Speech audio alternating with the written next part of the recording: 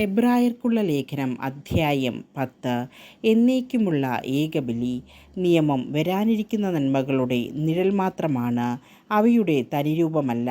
അതിനാൽ ആണ്ടുതോറും ഒരേ ബലി തന്നെ അർപ്പിക്കപ്പെടുന്നെങ്കിലും അവയിൽ സംബന്ധിക്കുന്നവരെ പൂർണ്ണമാക്കാൻ അവയ്ക്ക് ഒരിക്കലും കഴിയുന്നില്ല. അവയ്ക്ക് കഴിഞ്ഞിരുന്നെങ്കിൽ ബലിയർപ്പണം തന്നെ നിന്നു പോകുമായിരുന്നില്ലേ?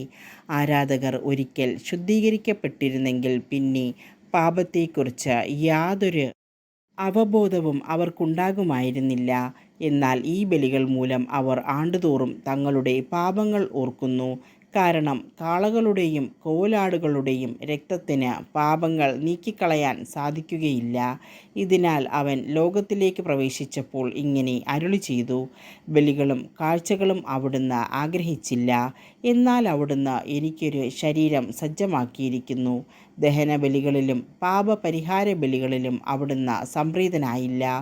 അപ്പോൾ പുസ്തകത്തിൻ്റെ ആരംഭത്തിൽ എന്നെക്കുറിച്ച് എഴുതിയിരിക്കുന്നത് പോലെ ഞാൻ പറഞ്ഞു: ദൈവമേ, അവിടുത്തെ ഇഷ്ടം നിറവേറ്റാൻ ഇതാ ഞാൻ വന്നിരിക്കുന്നു. നിയമപ്രകാരം അർപ്പിക്കപ്പെട്ടിരുന്ന ബലികളും കാഴ്ചകളും ദഹനബലികളും പാപപരിഹാര ബലികളും അവിടുന്ന് ആഗ്രഹിക്കുകയോ ഇഷ്ടപ്പെടുകയോ ചെയ്തില്ല എന്ന് പറഞ്ഞപ്പോൾ തന്നെ ഇങ്ങനെ കൂട്ടിച്ചേർത്തു: അവിടുത്തെ ഹിതം നിറവേറ്റാൻ ഇതാ ഞാൻ വന്നിരിക്കുന്നു. രണ്ടാമത്തേത് സ്ഥാപിക്കാനായി ഒന്നാമത്തേത് അവൻ നീക്കിക്കളയുന്നു. ആ ഹിതമനുസരിച്ച് യേശുക്രിസ്തുവിൻ്റെ ശരീരം എന്നേക്കുമായി ഒരിക്കൽ സമർപ്പിക്കപ്പെട്ടത് വഴി നാം വിശുദ്ധീകരിക്കപ്പെട്ടിരിക്കുന്നു. പാപങ്ങൾ അകറ്റാൻ കഴിവില്ലാത്ത ബലികൾ ആവർത്തിച്ചർപ്പിച്ചുകൊണ്ട് ഓരോ പുരോഹിതനും ഓരോ ദിവസവും ശുശ്രൂഷ ചെയ്യുന്നു. എന്നാൽ അവനാകട്ടെ പാപങ്ങൾക്ക് വേണ്ടി എന്നേക്കുമായുള്ള ഏകബലി അർപ്പിച്ചു കഴിഞ്ഞപ്പോൾ ദൈവത്തിൻ്റെ വലത്തുഭാഗത്ത് ഉപവിഷ്ടനായി. ശത്രുക്കളെ തൻ്റെ പാദപീഠമാക്കുവോളം അവൻ കാത്തിരിക്കുന്നു. വിശുദ്ധീകരിക്കപ്പെട്ടവരെ അവൻ ഏകബലി സമർപ്പണം വഴി എന്നേക്കുമായി പരിപൂർണരാക്കിയിരിക്കുന്നു. പരിശുദ്ധാത്മാവ് തന്നെ നമുക്ക് സാക്ഷ്യം നൽകുന്നു. ആ ദിവസങ്ങൾക്ക് ശേഷം അവരുമായി ഞാൻ ഏർപ്പെടുന്ന ഉടമ്പടി ഇതാണ് എന്ന് കർത്താവ് അരുളിച്ചെയ്യുന്നു: എൻ്റെ നിയമങ്ങൾ അവരുടെ ഹൃദയങ്ങൾക്ക് ഞാൻ നൽകും, അവരുടെ മനസ്സുകളിൽ അവ ഞാൻ ആലേഖനം ചെയ്യും. അവിടുന്ന് തുടരുന്നു: അവരുടെ ദുഷ്പ്രവൃത്തികളും പാപങ്ങളും ഞാനിനി ഒരു കാരണവശാലും ഓർമ്മിക്കുകയില്ല. പാപമോചനം ഉള്ളിടത്ത് പാപപരിഹാര ബലി ആവശ്യമില്ലല്ലോ. ഉപദേശവും മുന്നറിയിപ്പും. എൻ്റെ സഹോദരരെ, യേശുവിൻ്റെ രക്തം മൂലം വിശുദ്ധ സ്ഥലത്തേക്ക് പ്രവേശിക്കാൻ നമുക്ക് മനോധൈര്യമുണ്ട്. എന്തെന്നാൽ തൻ്റെ ശരീരമാകുന്ന വിരിയിലൂടെ അവൻ നമുക്കായി നവീനവും സജീവവുമായ ഒരു പാത തുറന്നു തന്നിരിക്കുന്നു. ദൈവഭവനത്തിൻ്റെ മേൽനോട്ടക്കാരനായി നമുക്കൊരു മഹാപുരോഹിതനുണ്ട്. അതിനാൽ വിശ്വാസത്തിൻ്റെ ഉറപ്പുള്ള സത്യഹൃദയത്തോടെ നമുക്ക് അടുത്തു ചെല്ലാം. ഇതിന് ദുഷ്ട മനസാക്ഷിയിൽ നിന്ന് നമ്മുടെ ഹൃദയത്തെ വെടിപ്പാക്കുകയും ശരീരം ശുദ്ധജലത്താൽ കഴുകുകയും വേണം. നമ്മോട് വാഗ്ദാനം ചെയ്തിരിക്കുന്നവൻ വിശ്വസ്തനാകയാൽ നമ്മുടെ പ്രത്യാശ ഏറ്റുപറയുന്നതിൽ നാം സ്ഥിരതയുള്ളവരായിരിക്കണം.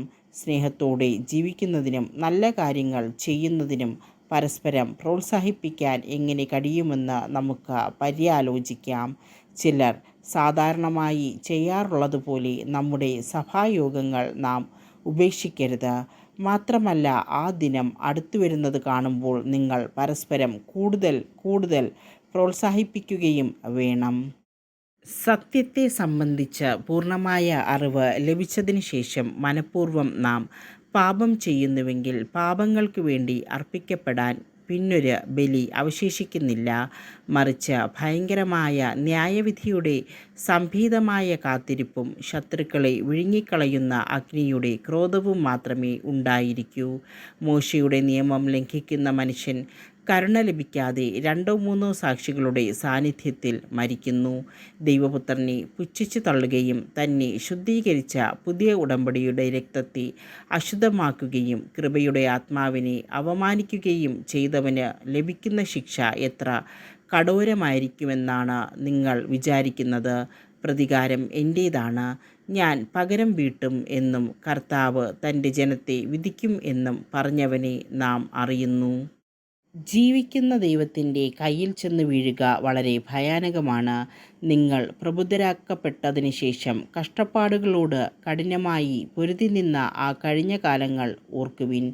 ചിലപ്പോഴെല്ലാം നിങ്ങൾ വേദനയ്ക്കും അധിക്ഷേപത്തിനും പരസ്യമായി വിഷയമാക്കപ്പെടുകയും മറ്റു ചിലപ്പോൾ ഇവ സഹിച്ചവരുമായി പങ്കുചേരുകയും ചെയ്തു.